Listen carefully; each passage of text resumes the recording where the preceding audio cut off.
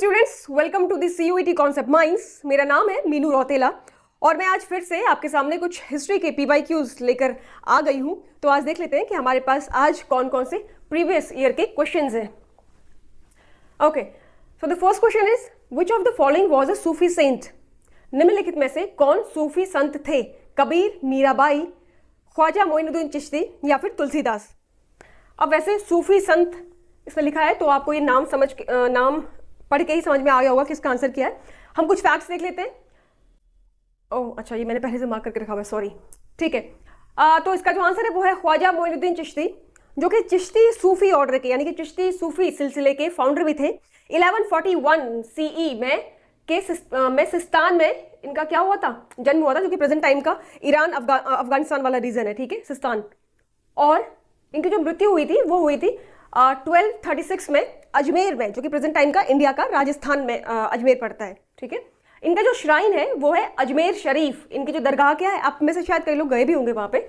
अजमेर शरीफ राजस्थान में अजमेर शरीफ इनकी दरगाह है, वो ख्वाजा मोइनुद्दीन चिश्ती की ही है। ठीक है, अच्छा, इनको टाइटल दिया गया था गरीब नवाज, यानी कि गरीबों के मसीहा या गरीबों के पालनहर्ता काइंड ऑफ।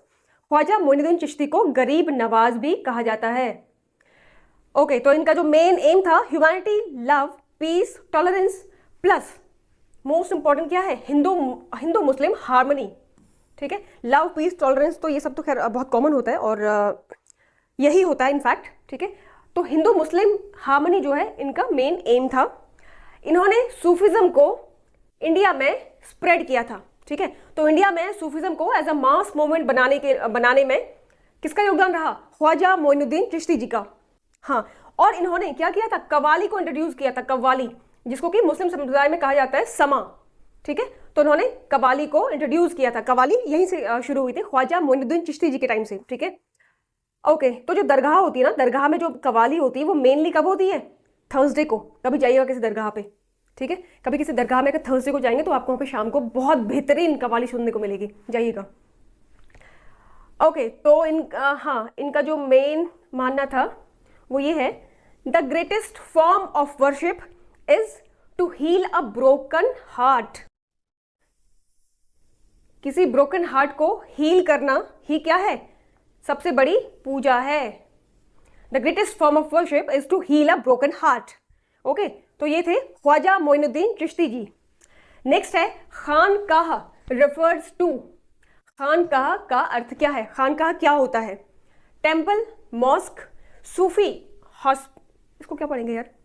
हॉस्पाइस पढ़ेंगे, हॉस्पिस पढ़ेंगे, जो भी है आप लोग देख लीजिएगा इसको। ठीक है, और रॉयल कोर्ट, मंदिर, मस्जिद, सूफी आश्रम या फिर राज दरबार।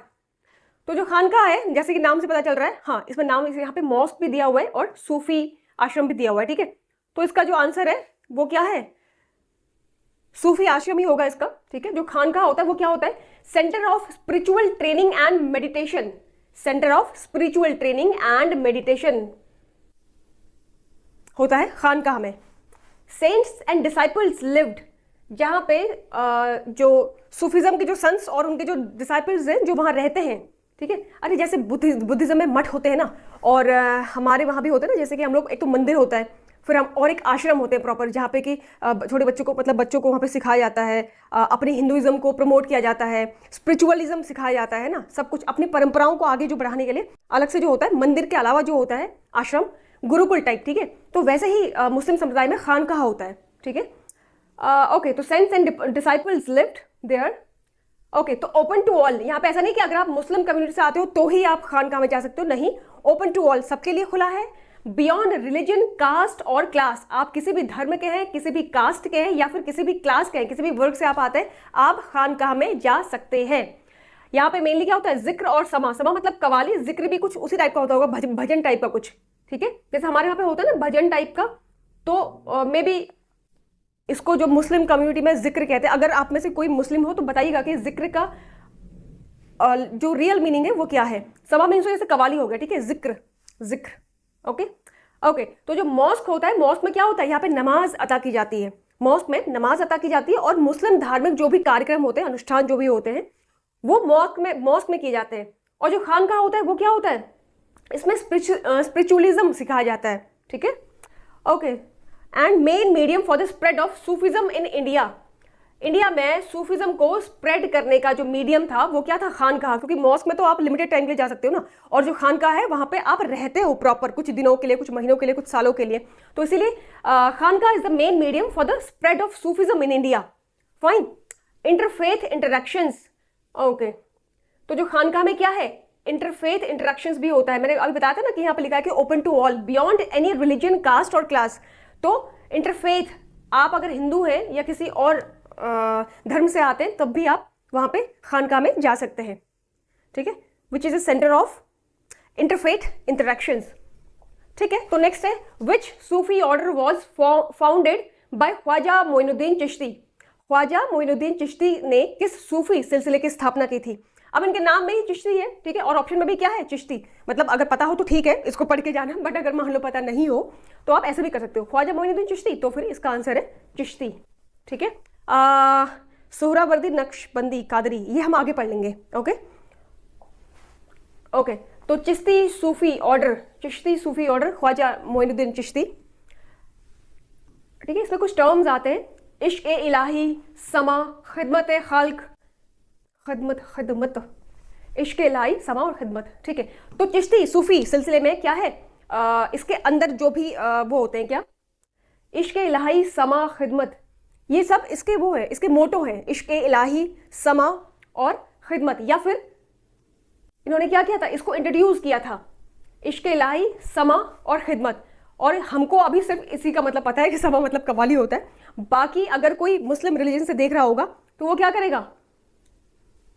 इसके बारे में कमेंट में बता देगा ज्यादा, ठीक है। इश्क ए इलाही, इलाही मतलब होता है भगवान, ठीक है, खुदा। फाइन। तो नेक्स्ट क्वेश्चन है, Kabir believed in the worship of. Kabir किसकी उपासना में विश्वास करते थे?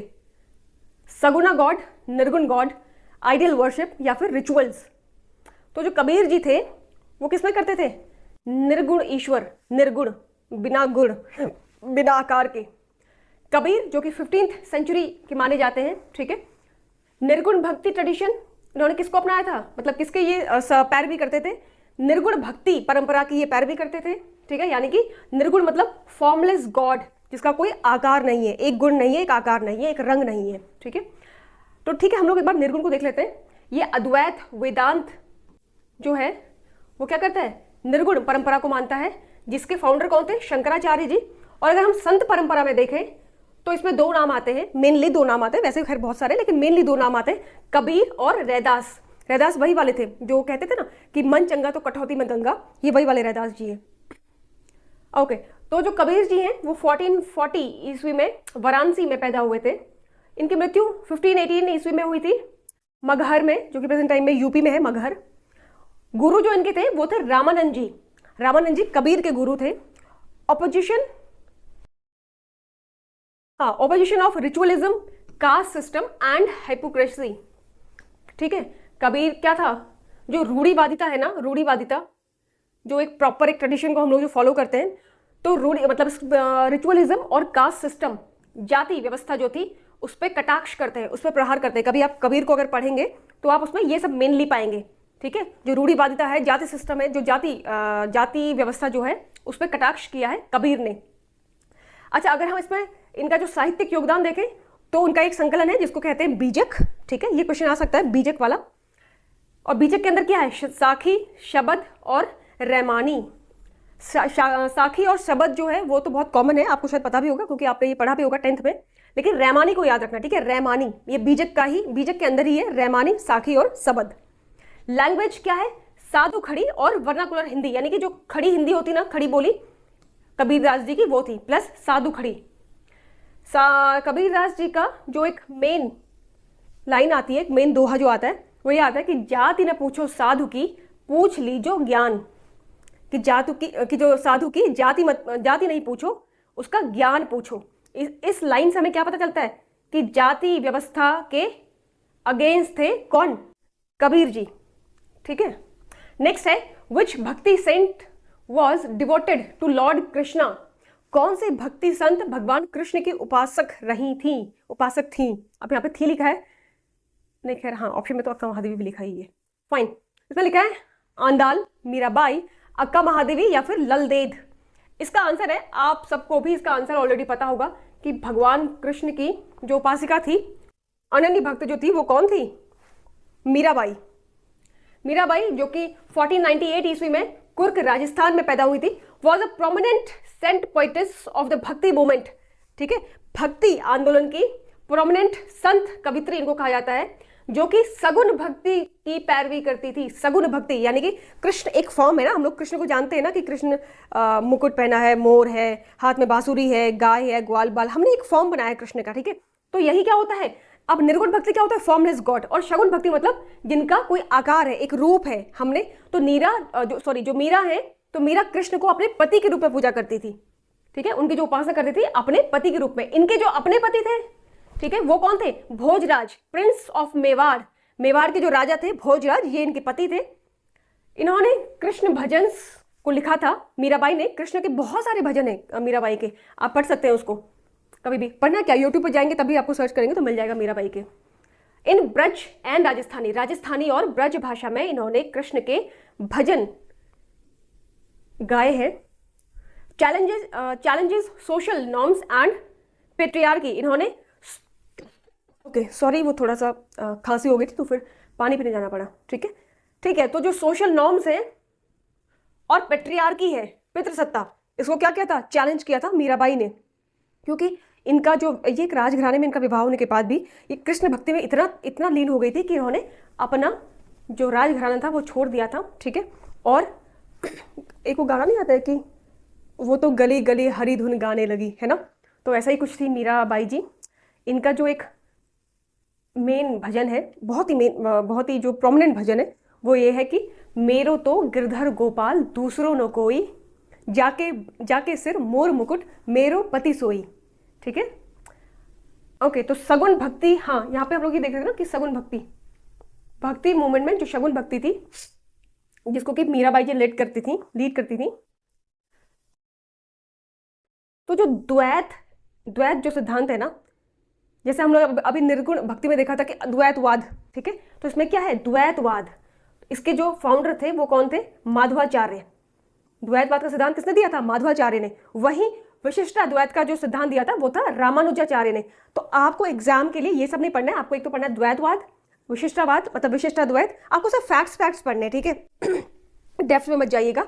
द्वैत, विशिष्टाद्वैत, शगुन भक्ति मूवमेंट और सूफी मूवमेंट पढ़ लेना। ठीक है, प्लस आपको यहाँ पे प्रिंस ऑफ मेवाड़ शायद कभी पूछा जा सके, शायद। ठीक है, बाकी मेरे तो गिरधर गोपाल दूसरों को ये नहीं पूछा जाएगा। बाकी हाँ, ये लैंग्वेज आप इनकी देख लेना, ब्रज और राजस्थानी थी। ठीक है, ये आप जरूर देख लेना, बाकी ये एग्जाम पर्पज से नहीं है। एक आधी लाइन है। लंगर इज एसोसिएटेड विथ, लंगर किससे संबंधित है? आप में से 90% लोग गुरुद्वारा गए होंगे लंगर खाने के लिए। ठीक है, तो इसके जो ऑप्शन है वो है भक्ति मूवमेंट, सूफी ट्रेडिशन, सिखिज्म या फिर जैनिज्म। तो लंगर जो है वो सिख धर्म का एक पार्ट है। Langar means community kitchen, okay, by Guru Nanak Dev ji. जो लंगर है उसको किसने इंट्रोड्यूस किया था? गुरु नानक देव, जो कि सिखों के पहले गुरु थे, उन्होंने लंगर को इंट्रोड्यूस किया था। उसके बाद से फिर लंगर व्यवस्था को और ज्यादा जो विस्तार पूर्वक बनाया था वो थे गुरु अमरदास जी ने, जो कि सिखों के 3rd गुरु थे। ठीक है, और 9th थे गुरु तेग बहादुर जी और 10th थे गुरु गोविंद सिंह जी। उसके बाद गुरु गोविंद सिंह जी ने कहा कि मेरे बाद कोई गुरु नहीं होगा और जो गुरु ग्रंथ साहिब है इसी को गुरु माना जाएगा। ठीक है, ओके, तो गुरु अमरदास जी ने कहा था, जो कि 3rd गुरु थे सिखों के, पंगत बिफोर संगत। ठीक है, पंगत मतलब जहाँ पे जो सब लोग जो बैठ के जो खाना खाते हैं उसको हम लोग पंगत कहते हैं। संगत मतलब संग। ठीक है, तो पंगत बिफोर संगत। Living model of food security. ठीक है, जो लंगर है वो क्या है? Living model of food security. आप गुरुद्वारे में कभी भी जाना, चाहे सुबह जाओ, दोपहर में जाओ या फिर रात को जाओ, शाम को जाओ, आपको हमेशा वहां पे खाने के लिए मिलेगा ही मिलेगा। ठीक है, चैलेंज कास्ट हायरार्की। सिखिज्म में भी यही है कि अगर आप लंगर में जाओगे तो ऐसा नहीं है कि आप स्पेशली आप मेनली सिख धर्म से अगर बिलोंग करते हैं तो ही आप गुरुद्वारा जा सकते हैं, तो ही आप लंगर खा सकते हैं, ऐसा नहीं है। Beyond all the class, caste and religion आप लंगर जा सकते हैं, खा सकते हैं। ठीक है, तो कास्ट हायरार्की जो होती है, कास्ट हायरार्की जो है क्या करेगा? उसको चैलेंज करेगा। अब जो गुरु नानक देव जी हैं, ये ननकाना साहिब में इनका बर्थ हुआ था 15 अप्रैल को। ओके, इसको हम कट ही कर देते हैं, ठीक है।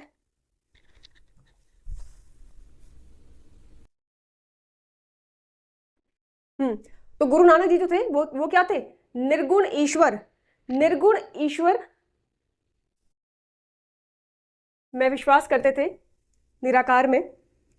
प्लस जो गुरु नानक देव जी हैं वो बाबर, सिकंदर, इब्राहिम लोदी और रैदास और कबीर जी के समकालीन थे, उनके कंटेम्प्रेरी थे, ठीक है। मतलब गुरु नानक के टाइम पे ही कौन कौन हुए थे? बाबर, सिकंदर, इब्राहिम लोदी, रैदास और कबीरदास जी। और अगर हम लोग वैश्विक पटल पे देखें तो मार्टिन लूथर और लियोनार्डो दा विंची भी गुरु नानक के कंटेम्प्रेरी थे। लियोनार्डो दा विंची कौन है? जिन्होंने वो जो फेमस पेंटिंग है ना मोनालिसा वाली, वो जो ऐसे खड़ी रहती है, वही है, ठीक है। लियोनार्डो दा विंची ने बनाई है वो painting. Which language was commonly used by भक्ति सेंट्स? भक्ति संत सामान्यतः किस भाषा का प्रयोग करते थे? संस्कृत, फारसी या फिर रीजनल लैंग्वेज मतलब क्षेत्रीय भाषाएं, या फिर अरेबिक। तो जो भक्ति संत है वो ऑब्वियस है कि वो क्षेत्रीय भाषा का प्रयोग करेंगे, तभी तो फिर वो अपनी जो विचार हैं उनको स्थानीय भाषा में ही तो समझा पाएंगे ना स्थानीय लोगों को। तो वो लोग क्या करते थे? क्षेत्रीय भाषाओं का प्रयोग करते थे। जैसे कि जो कबीरदास जी और रैदास जी हैं, उन्होंने अवधी, बुंदेली और भोजपुरी और ब्रज में लिखा है, ब्रज में गाया है, ब्रज में बोला है। जो संत ज्ञानेश्वर थे, ज्ञानेश्वर और संत तुकाराम जी फ्रॉम महाराष्ट्र, इन्होंने किसमें गाया था? मराठी में। और साउथ में रामानंद और पुरंदर जैसे जो संत थे, उन्होंने कन्नड़ और हिंदी में क्या किया है? लिखा है। विच सूफी